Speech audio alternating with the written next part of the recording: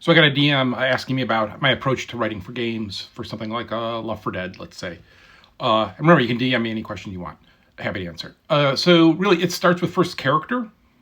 I think world and character kind of really high level, and then character, you kind of sketch out the kind of characters you want, the interactions you think between them. And then it comes to level design, and you sit there with the level designers and you talk about like the goals of like this often I have like this episode's about this episode's about this episode's about this. And so we have an understanding of the high level of what the episode's about, and then we can start thinking about the world, the what you actually go through. And you're going to do things like you're going to change distances you travel, time and map, and like all of these other things change. And so you kind of have that in the back of your head as you're playing early on. And then you don't really write. I write notes. I have a million notes. I'm a note taker. Everything I write is just me piling all my notes together. But so you're taking notes and stuff, but you're not really writing yet.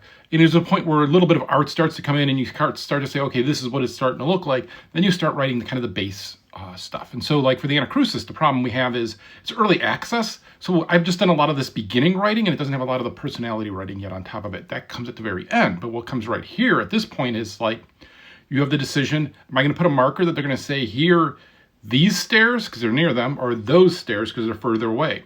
You can't say those stairs when you're next to the stairs because it sounds weird. It's a super, I hate language thing. I wish we could just say the stairs or something, but you know, you have to have all that variation and you put that in and you're like, hey, well, do we have to have the mission objectives? What are we going to go do? We are going to look for this device on the bridge. It should be really easy. And of course it never is. There's a million things stopping you. And then you say, look, that elevator's out. Look, that is broken. Look, that is right. And you have to have all of those. And so you do all of those. And then you start doing some interaction. But it's like during those, you're also starting to get who the characters are. And the thing is, I will play our games, any game I've ever worked on, more than anybody else. Because what I'm doing is I'm playing as the character. What does the character see in the world and what are they commenting on?